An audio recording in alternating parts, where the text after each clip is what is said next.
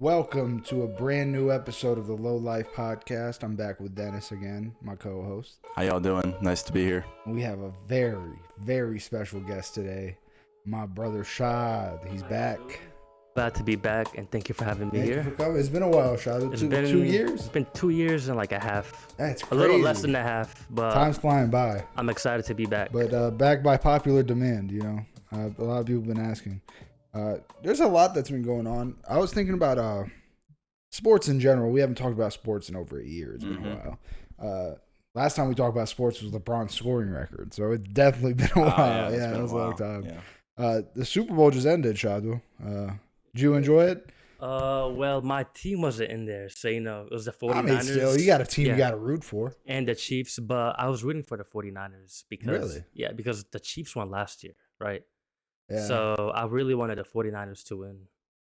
But like my team wasn't in there, so I Yeah, don't the know what to say. Ravens. Goodness, Shadu. That was a heartbreak, wasn't it? It was a heartbreak. Yeah, it was hard But to like we watch. should have won. Like we We could have could've. easily won. Our defense really stepped up that second half to stop them. I feel like if our offense would have came out and really do what they've been doing all year, but they just wanted to keep throwing deep balls. I don't know what's going on there. There's a lot of talk about the refs. I feel like we talk about the refs a lot on this podcast. So I saw a crazy tweet. Apparently, the Chiefs have never been called for Or a holding, in 3 Super Bowls. which is, to me, it might be a little. There was one holding that I seen that they kept sharing on Twitter and stuff, social Yeah. media. But like overall, I don't think that decided the game. I think the 49ers had plenty of opportunities to win. The one play that really stuck in my mind that I think changed the whole momentum of the game was the kickoff, the punt return. Yeah, Where it hit the player's foot. Oh man, like that's so unlucky. devastating, Yeah, man. That's just like, that changed the whole momentum. yeah. I think from that moment on, it was just kind of they were in the Chiefs' playground. Yeah. They're a second half team. They always Yeah, have hard. been. That's why I was never worried. And that's the thing. Like, if Pat Mahomes is in that game, bro, I'm putting my money on Pat Exactly. Mahomes. That's If Brady exactly what I isn't put his my money on. opponent, I think he got it for real. Because he's just kind of like, and yeah, the three Super Bowls without a holding call. The thing about holding is the reason why I kind of feel for people who are bringing that up is holding is a thing that refs decide when they want to call, because holding always happens. Mhm. It It always does. happens. Every single play, That's there's at true. least one holding Yeah. play going on. That's not gonna be perfect. Yeah, and it's just like they got to decide. So I get it from that aspect. Like, yeah, realistically, if we want to talk about if sports are rigged or not, like, I don't think they're necessarily rigged. No. But if you look at the It's fun people to who are joke. reffing it, you're probably going to have a good idea based off their history with the said teams who's going to win it all. You know what I mean? If you really want to be a degenerate gambler, you gotta look into these refs like profiles. I mean, Their Tim history. Donaghy, he's a former NBA ref. Yeah. He was completely like, the FBI came down on him because he had mob connections, mob guys paying. Because he didn't even, when he was in games, he didn't even influence the game a certain way. He just knew in the morning meetings what the NBA wanted them to do. Yeah. And he could bet based on, he'd look at the line, look at what they just told him. And basically it's like insider trading for the NBA. Literally, Yeah, literally. That's it's a quite- good comparison. yeah. Yes. I mean, I'm gonna be honest, man. I bet on the Chiefs because, like, I'm like, if there's a script, if this shit really is scripted, That I was shit's- like, I'm betting yeah. on the Chiefs, and they ended up winning. John, do you think it's scripted? In a way, yes, because like I saw the Ravens in the Chiefs game, and there was just like unnecessary foul calling and stuff like that. But like I think there's some sports that are definitely rigged. I feel like if it was rigged, I feel like they'd want the Ravens to win, wouldn't they? Or, I feel like it, the Chiefs Taylor Swift angle. Oh, The Taylor Swift angle is really what's and creating a dynasty. They were against. Yeah, I think a lot of people have been telling me it's rigged, and I get it, I really do. But can we just appreciate greatness, bro? Yeah, As long as Patrick Mahomes has a pulse, as long as he wakes up out of bed and can walk, there's not a single other team I'm taking in the AFC. Damn. God agreeing with me right there.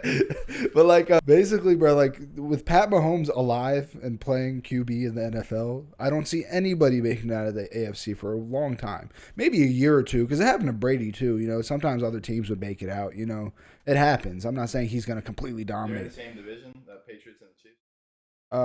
Yes, because they played each other in the AFC Championship a few years ago. Brady beat him. Brady's the only QB who has consistently beat Mahomes. 2 times he saw him, he beat him. And that shit blows my mind. Like, no other, like, outside of the GOAT, nobody has beat this dude.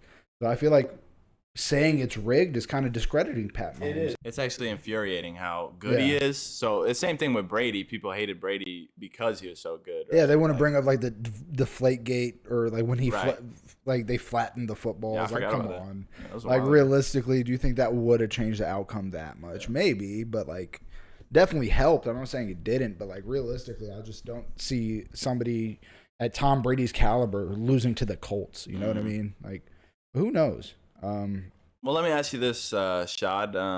As far as Lamar Jackson goes, do you think he played to his full potential on his game against the Chiefs? Or I did think he was on his max potential. The same with like the wide receivers like Zay Flowers and all those. But I think he was under a lot of pressure. So I think that's what affected him a little. I feel like he didn't run the ball as much as he normally does. That's what I was going to bring up. It wasn't necessarily that Lamar didn't perform. Like, he made a lot of throws that were impressive. Yes. But then it gets to a point where you're forcing him to throw to fight the narrative that he doesn't throw enough. Yeah. And I feel like you're in the AFC Championship game. You're past that narrative. Like, you don't. You need to do what you do. Lamar runs the ball. That O-line is used to running the football. Zay Flowers and Odell and that little bunch, they're great. And I don't want to discredit what the wide receivers have done. But you're trying to pinpoint our number one weakness, the one weakness that has been appointed to our identity for years now. We've always been known as the worst wide receiver room in football for the past 3-4 in the Lamar era, at least. We finally get a good batch of wide receivers. You know, this is Flowers, Odell, everybody. And the thing is, you're trying to drive that point home further and further at the worst possible moment. Stick to what you do, bro. Seems like kind of got in his head a little bit. And I don't blame him, bro. That's a lot of pressure to put on you. You're reigning 2-time MVP. Everybody thinks this is the season. I truly believe, bro, this was the season for us. This was it. This was it.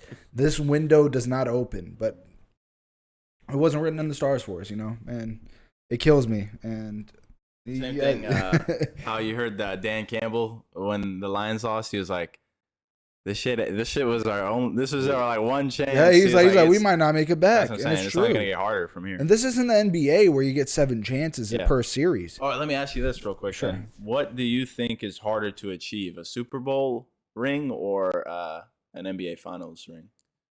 See, the thing is, I saw this debate the other day. One thing you can say about the NBA, and I don't know, Shad might agree with this, but the one thing you can say about the NBA is since you have 4 chances to win the series. Yes. There's no way in hell you can, out of the 7 chances, can decide that team wasn't better than us, and that's why we just didn't step up. Like, that team is better than you, bro. Yeah. That team that won is the better team. Yes. They stuck it out for 4 games and took you to war and won. Yeah. That's it. NFL don't work that way. Yeah. Realistically, on paper, who had the better team, the Chiefs or the Ravens?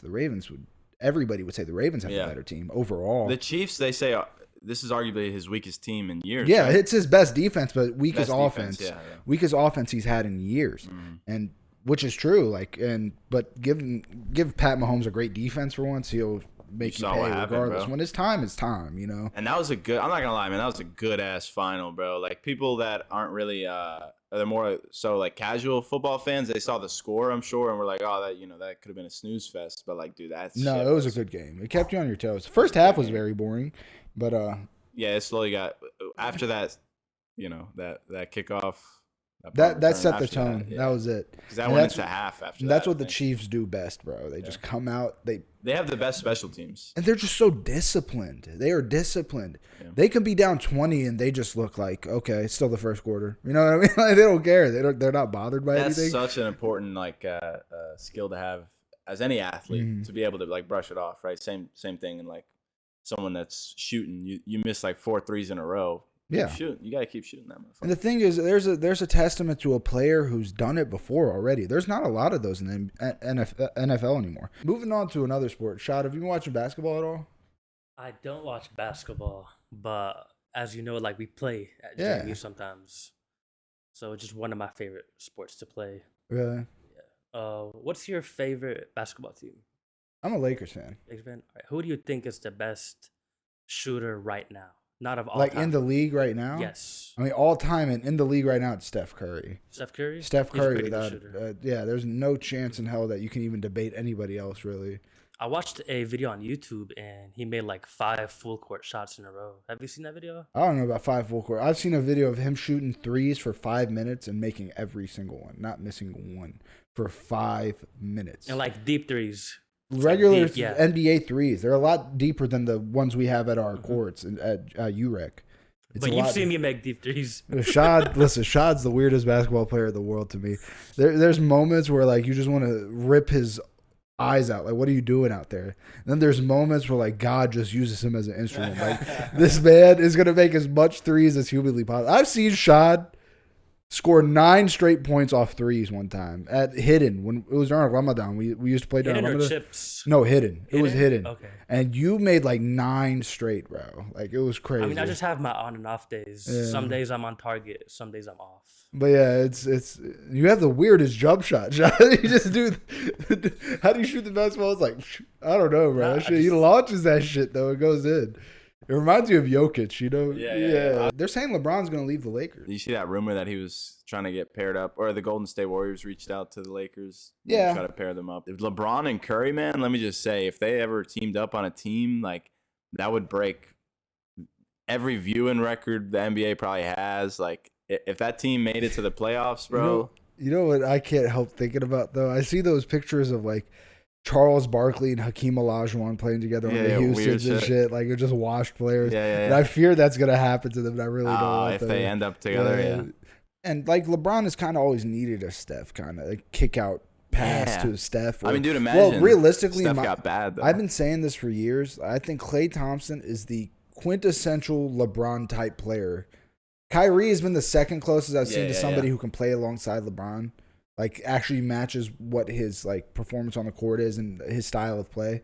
But Klay Thompson, a 3-and-D dude who can just shoot, who's automatic. I'm talking prime Klay, not this year's Klay. Yeah, he's coming off of 2 knee injuries. I can't even hold the dude, you know. But like ACL. Yeah, both ACLs in both legs. That's crazy. That's actually disgusting. And I just think that kick out to Klay would be crazy with LeBron because that's what he does. He needs players like that. I mean, you know what they say, every fucking shooter that goes to LeBron ends up shooting worse. Yeah, somehow. As soon as they put that Laker jersey on, it's over. I'm not gonna lie, I like the Dinwiddie sign. He's been playing okay. Like, he's been really like he's just been doing what he needs to do, and I like that. He doesn't force his way into the game. Mm-hmm. He scores when he has to. He's impressed me on defense. Mm-hmm. Really, defense and his playmaking has really impressed me. I mean, granted, it's only been 2-3 games, but yeah. Well, I was looking at the box score, and like I saw the amount of assists that all the players had. Like we got a lot of people that can pass the ball. Yeah, I mean, you see Reeves behind the back shit. Like, crazy it's shit. Pretty cool. So I mean, it's definitely a team that can beat any other team on any given night. You know what I'm saying? But it also could lose to. It's just once they get to the playoffs, bro, they're a set team. Like, they're good. LeBron and AD are going to show up. You know, like they weren't anywhere. Nobody had them in the Western Conference Finals last year. Before the fucking deadline, before they traded Russ, nobody even. Well, it's funny. People are like still already like saying the same thing. I'm like, that's my thing, and my little brother does that a lot because he watches games like we're so fucking dog shit, like having a tantrum. I'm just like, bro, it is what it is January or February games. Yeah, like, bro, nobody's taking that shit seriously. But yeah, Shado, we were talking about phobias earlier. Phobias. So, Go what ahead, are your main phobias? My main phobia, I wouldn't say I have a phobia because a phobia is like if I see it, I'm gonna freak the fuck out and be really scared. Like not my like childhood really fears though, like my even fears that carry on to this day. A childhood fear that I had till I was like 14 was of the dark. I was really scared of the dark for some reason. I was scared of the dark too. Like I was actually scared to go upstairs. Oh yeah, by myself that's when what the I'm lights were all saying. turned off, or like go inside like an attic. Oh, dude, I would run up the stairs as fast as I fucking could whenever I turn the lights off here. Oh, yeah, everybody does that shit. Demons running after you. I had this weird dream as a kid where, like, pillows came to life and had really sharp teeth and, like, tore me to shreds because I walked into a dark room, and that shit set the precedent after that. I'm also, I don't like heights. I don't like looking down at heights. Like, I can chill in an airplane. If I'm in a middle seat, I don't care. Even if I'm in a window seat, I'm not going to freak out type shit.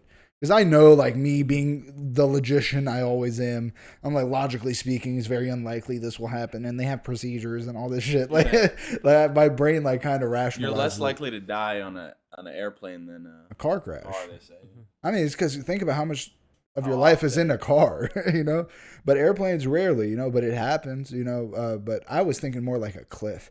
Or, you know those see-through bridges where you can look down at the bottom? I keep seeing videos of that, man. And like in Japan or something. They love building those sky bridges, man. Nah, bro, I'm good on that. They tested the bridge by taking a car and like driving on top of. They cracked it on. They cracked that shit on purpose and drove a car. Fuck that, nah, bro. I can't.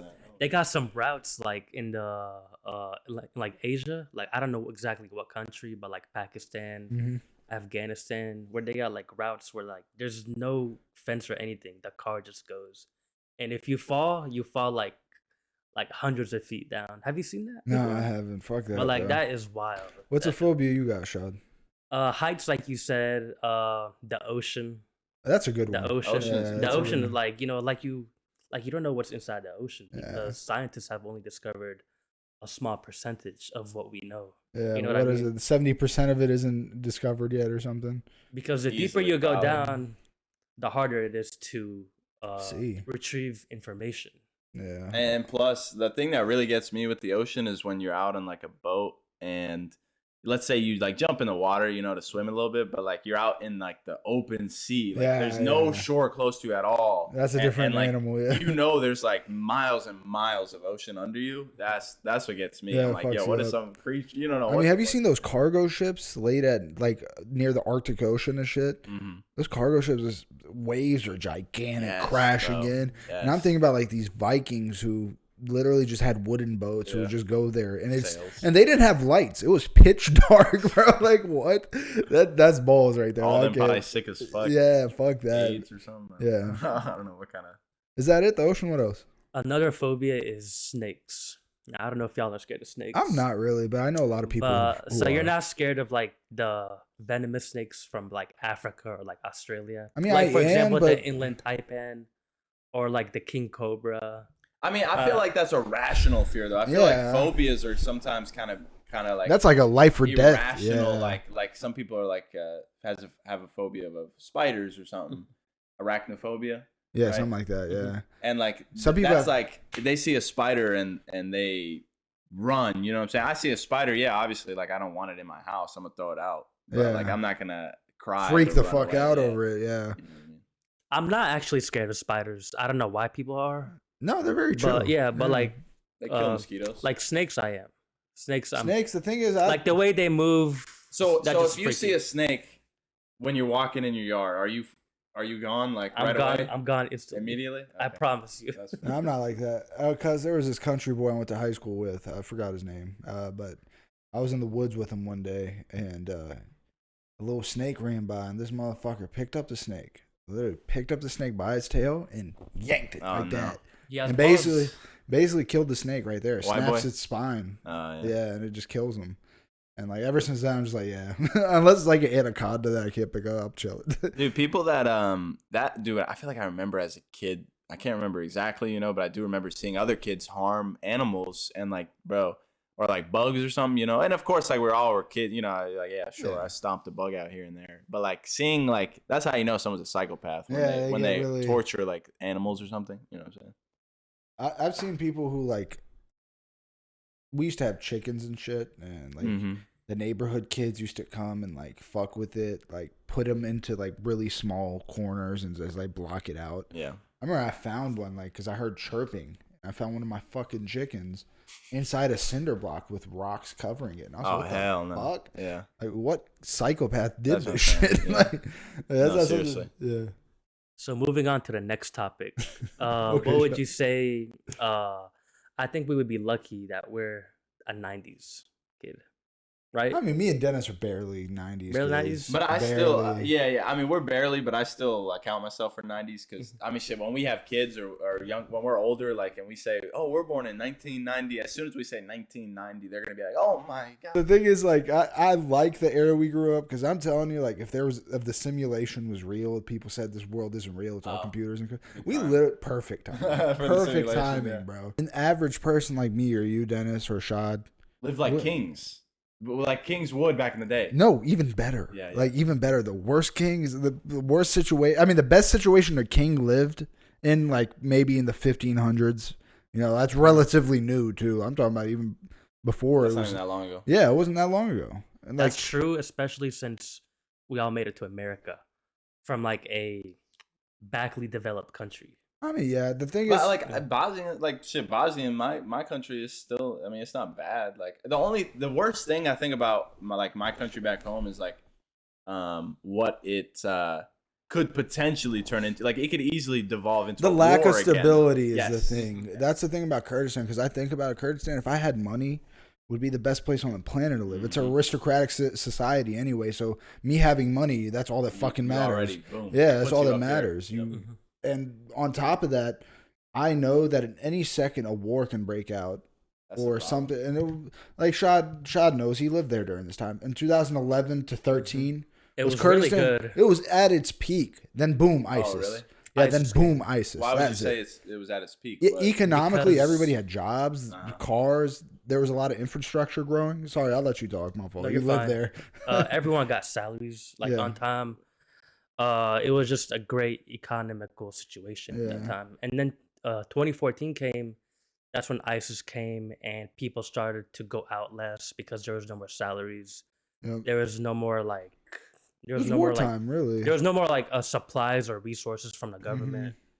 So it was just from 2014, it just went downhill. Yeah. And still right now, it's still like the same route. Yeah. So people started leaving around that time? Like a lot of people started leaving. A lot of people had to borrow money from someone, you know what I mean? A lot of people had to find a plan B to live, you know what I mean? I try to refrain from talking about Kurdish politics because you know how it is. Kurds are very political in a sense. Like, if you are a part of a political party, that's it. Everything they say is infallible. It's like as if God said it, God forbid. You know what I mean? But that's how they are. They don't play about that shit. But the thing about Kurdistan is I can't figure out what the economy is. I really don't. It's like this weird form of there is no economy. There is none. What's their currency? Their currencies are Iraqi dinars. Yeah.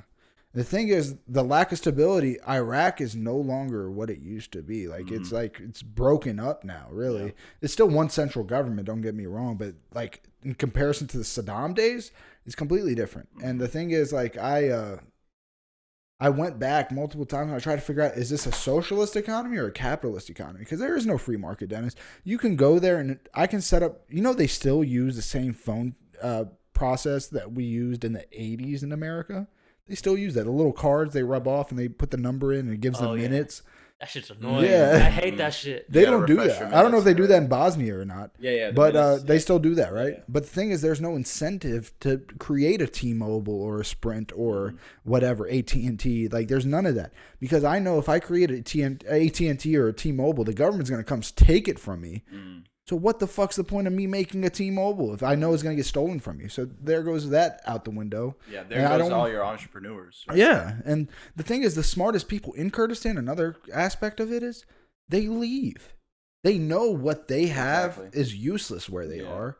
So they leave to Europe, Dubai, to anywhere that will accept them and use them the way they should be used. And that's the thing about Kurdistan. It's just, there's none of that. And it needs to be implemented more. And I don't understand. And I get it. I guess it's the aristocracy that they want to keep the rich rich and the poor poor. And surprisingly, the amount of poor in Kurdistan are just cool with it. It's just they'll talk shit about the government, but are they going to go up in arms and protest? Fuck no, they don't give a fuck. I mean, I feel like there's no society, there's no country that,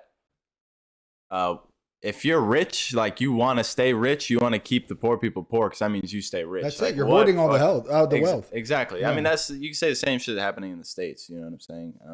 Because if they don't have the people that have like low money, then you don't have your workers. You know what I mean, you don't have those cheap That's who workers. you have to exploit, basically. Yes. I mean, I was there 2022, and That was the last time you were there? yes, I went in 2022 as and well. I had a great time. Like, to be honest, if you have money, it's a great place. But You Shad, know you're what I mean? not living there this time is the difference. Living. You're That's visiting. You're on vacation. You're enjoying it. If you're rich, it'll be nice. Yeah, I mean, obviously, what I mean. that's for anybody. That's anywhere, really. But Kurdistan doesn't have taxes, so if you're rich, it's extra nice. Extra nice. That's So- true. Wait, no taxes in Kurdistan? No, there's No. no taxes in most of the Middle Eastern Oh, okay. countries. And Like one Saudi pack- Arabia doesn't, yeah. Dubai doesn't. That's why business I knew entrepreneurs Dubai. go I there. didn't know.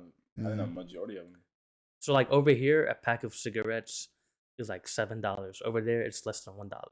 And I feel like that's part of the issue too. And like, if I'm not being taxed, I don't expect anything from the government. Right. Because the government's using my money to fund this country. But think about it. We've been so desensitized to what the fuck our tax dollars are going to. It's like we don't even pay attention. We don't even give such a fuck. big country, though. 300 million people are paying taxes. Like, think about that. Yeah, I know. It's hard to keep track. You can't keep track of that. But shit. like, But still, man. they use that to their advantage, like insane military spend. I mean, how much money we're sending to Ukraine, to Israel, you know what I'm saying? Taiwan, all these places. And we don't know where our tax money's going. All I know is every fucking month I get, or every paycheck I get, a good chunk cut. About $90 taken out of it most of the And there's time. still potholes when I drive to work. There's still Yeah, fucking my roads aren't good. Like, shouldn't my roads be good? You know what I'm saying? Like, what the fuck? But I understand. Yeah, if you don't pay taxes in Kurdistan, why should they expect? I mean, the roads in Kurdistan. Who fixes the roads in Kurdistan? Shad. If there's a giant pothole in your neighborhood in Kurdistan, who's gonna fix that? It's not going to be fixed anytime soon. Yeah, exactly. Because nobody's gonna do it The government's unless not fixing it. unless you fucking do it. Because the people in the neighborhood have to take care of their neighborhood. Is the whole thought process there, and that blows my fucking mind. And when I hit them with like, "Oh, the government doesn't come and do this for you," what the fuck are you even talking about? They didn't understand the concept. I was like, "Fuck!" I was like, I've been so like spoiled with this concept, and that's why like capitalism. I have a lot of issues with capitalism because how do you fix a issue in capitalism? Throw insane amounts of money back at it. Basically, just put yourself in more debt to fix this situation and hope it works out. Because that's my one issue. Keep printing more money. But there's a lot of good to it too. It's just like that's why it's so important, I think, for everyone to travel and visit other countries and learn different cultures and see what other people are experiencing, how their lives are. I mean, dude, every time it's crazy. Go ahead. No, I was just gonna. Every time I go overseas to a different country and come back to the States, my perspective has changed. I feel a lot better overall. It's crazy. I'm back in college now. I should have been a while ago, but I decided to finally go back. And like I'm in class with young people, bro. They're a lot younger than me. I'm 25. They're about 18, 19. Oldest maybe next to me is like 22. Yeah. They're kids. And the thing is, bro, like you're still a kid too. Don't worry. I mean, I'm getting there. I'm pushing it at this point. It gets scary. But I bring up Islam to them, and they're terrified. They're like, really? Yeah, and it's a philosophy class, and they're sitting there like, bro, like, do your people not like try to kill you for talking about these type of things? Oh my god! No, what the fuck do y'all think I come from? Yeah. Like my family's very religious, but they don't really care. They're very open to my philosophy takes and all that. They're used to it at this point. And then I'm like this whole conception, and you know what the problem is there's this lack of travel into the Middle East. So I can easily, and it goes back to what we were talking about a few podcasts ago with Gaza. Like people think we're barbarians from the get-go. Mm-hmm. Like, oh, you guys actually have reasonable philosophical debates over there too? Like we're fucking monkeys. Like, what do you expect? America is not the number one country in education or anything really. Nothing. We don't lead the country in really anything outside of military spending and imprisoning people. Yeah, military. I forgot. Yeah, we're number one in military. Money wise too, we're number one. But that's about it. And I think we're second in money wise versus like Europe. I think it's probably China, bro. Really? No. The first is Kuwait. I believe the Kuwait currency. Not the currency. We're not talking about currency. Currency is a whole different thing. What are you talking about? I'm talking about just like economical producing money. Oh, producing. We definitely are with Europe. I'll say. It's either us or China. But, China. So the microchips that like every little like computer work that uses all those little micro nano chips. Apparently, there's like some like special facility that creates those, and I don't know like who or what organization banned. I think they banned China from being able to produce these microchips because otherwise they would like rule the whole fucking global economy. Basically, and that's why a lot of governments are cutting back with the globalization of the world. Because you got to think the reason why the U.S., China, and Russia haven't gone into all-out war and they do these proxy wars in the Middle East and Ukraine and wherever the fuck they can, Taiwan. Yeah. The reason why they do that is because they can't directly go at each other because they need each other. Yes. If China were to fall tomorrow, America would be fucked. Yeah. Most of our consumerism, all that comes from China. It's this global network of this shirt was probably made in 4 different countries. Realistically, the product, this little piece of it was made in Taiwan. This little piece China. This little piece fucking Europe. Like we need each other. But the thing is, the reason why Trump administration and Biden administration are talking about bringing jobs back to America is because they want to cut back on that. They realize that not everybody's going to play by the same rules. And if you're a global economic powerhouse like China, you're going to use that to your advantage. You're going to twist countries into doing what you want to do because you need that global. If we rely so much on them, that puts us at a disadvantage. Yeah, what does that do at the end of the day? You're just a pawn to them, and that's they're starting to realize that. But that's something outsourcing stuff is not. That's good. Something you can't even realize in the moment when you're creating it, because at that point it's all fair Amazing, game. yeah. But you then see who's better at it than everybody else. Which is in China. the long run, the value is not good. So they're cutting back on that. They're cutting back on that. I mean, but bro, we are unfortunately in an era where short-term value is more important than long-term at the moment. You know what I'm saying? You see that with the climate. You know what I'm saying? We don't really.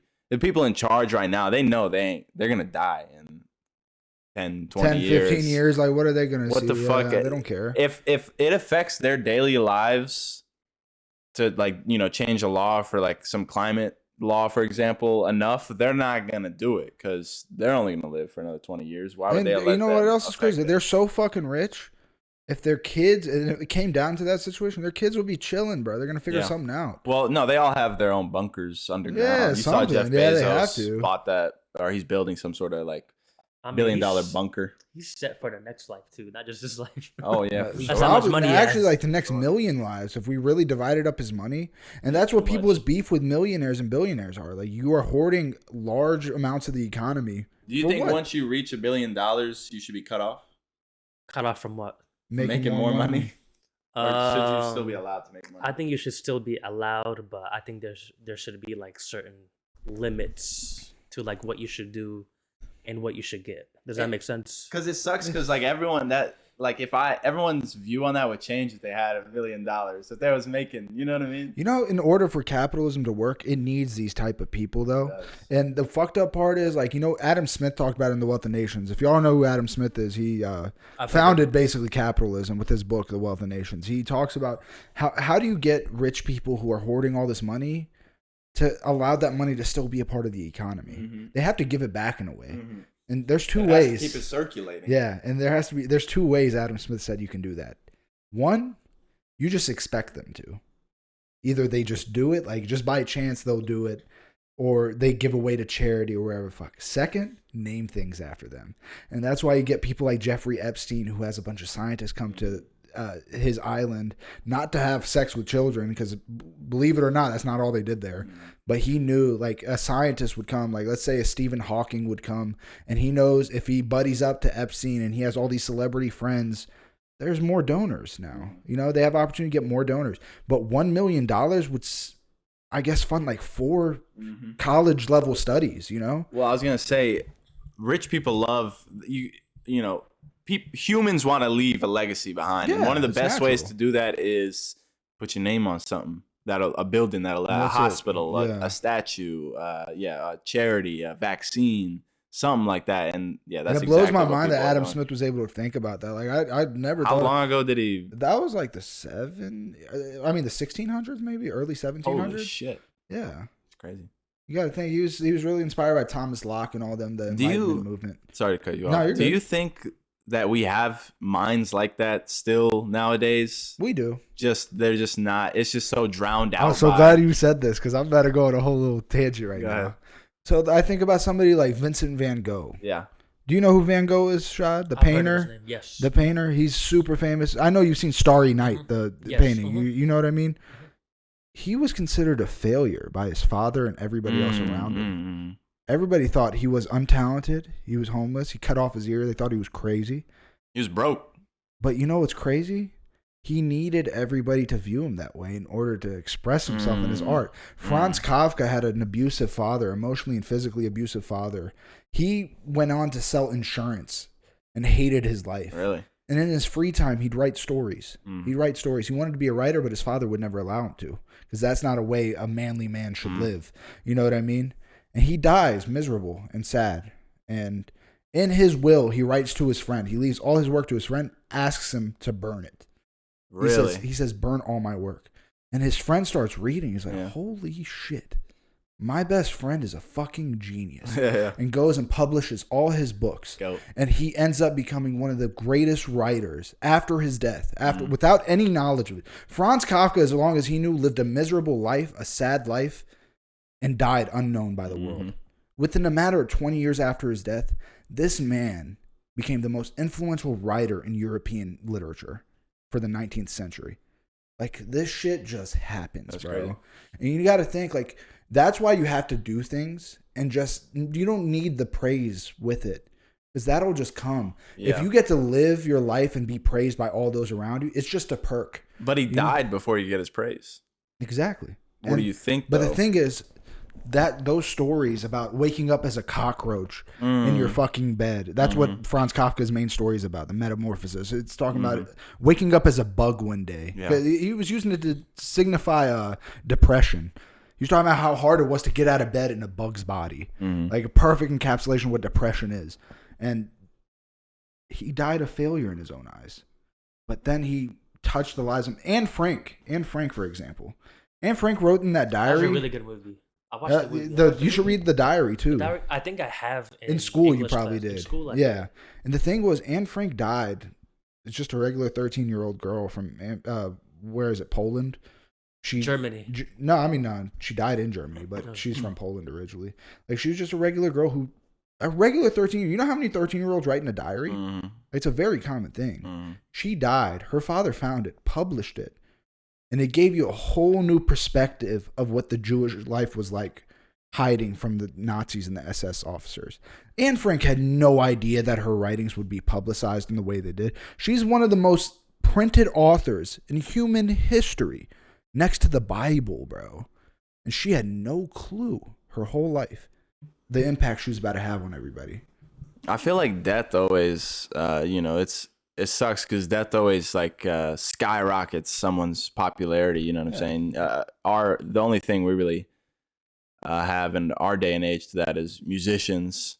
You know, you see how fucking much they blow up after they pass away. I think it's, because like once someone passes away, right, the human that morbid curiosity that you want to see, like, what was this person doing? Why, they passed away. What did they do with their time?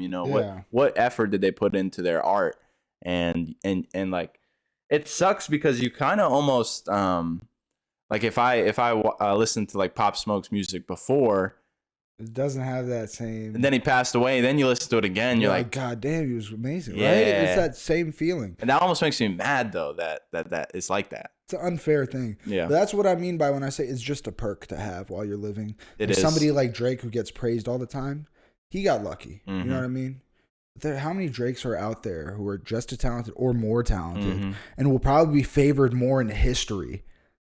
We don't even know who they are. We might have passed them in the supermarket today. I was gonna say, you know how many people you might pass each day that have some crazy skill, some hidden skill they may never know. You know what I'm saying? That's true, because like everyone's unique in their own way. So like when you go to the store on a daily basis, or like when you go to a bank or something, like you might pass like not just like people who have a skill, but like a killer or like a raper. Right.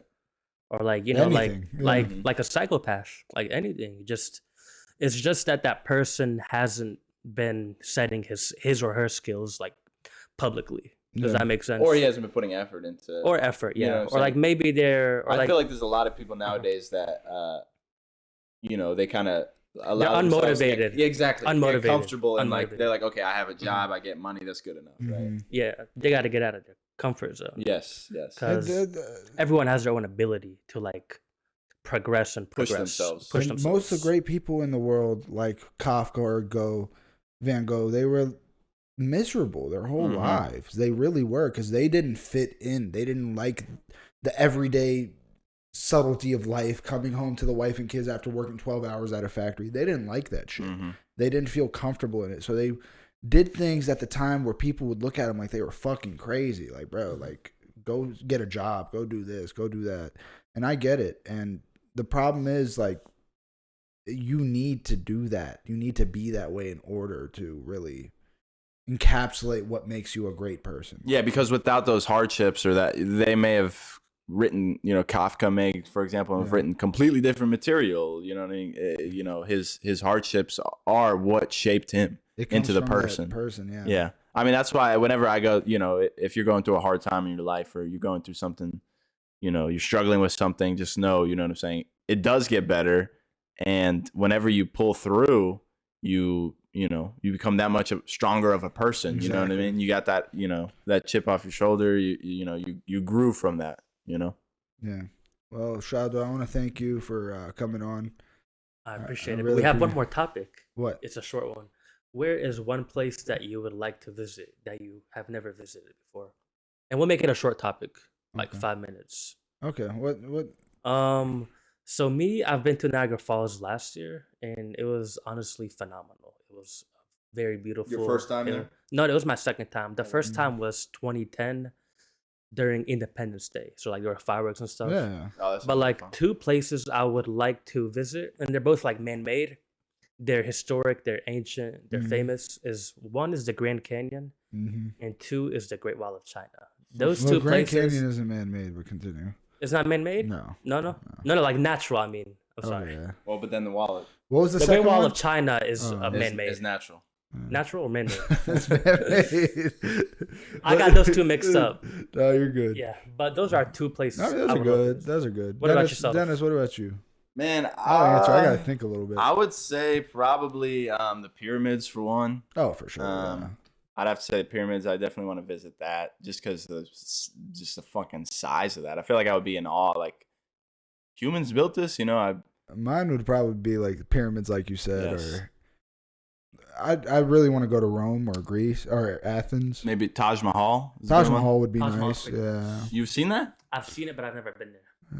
Motherfucker, yeah, Nah, I've nah. seen it too. Yeah. I thought you went there. I said it would be it. nice. Yeah. I didn't say it is nice. You said I've seen it. No, I've seen it by books. and stuff. Yeah. So apparently he built it. He built that for his wife or something. His wife who just passed. Yeah. Yeah. So that's cool.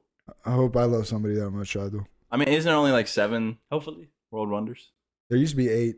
8? Yeah. Colossus of Rhodes. Well, I guess that was under the 7th. Oh, and yeah, you got the Colosseum too. It's nice. I think like 1 or 2 of them don't exist anymore. Colossus of Rhodes is It's one of them. fucking insane Yeah. to not exist. Colossus like of Rhodes that. was a giant bronze statue that stood over Rhodes.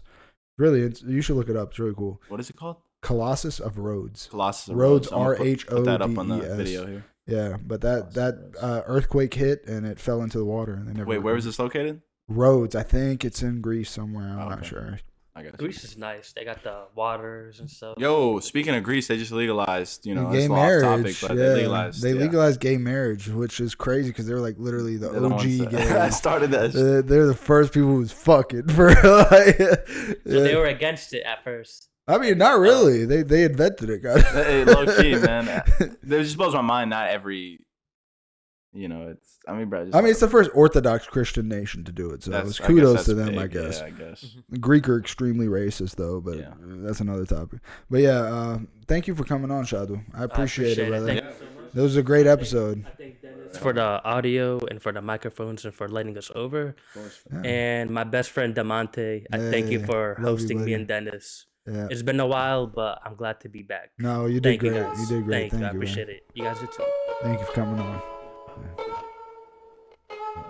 See you next time. Hopefully, next one soon. Hopefully. Adios.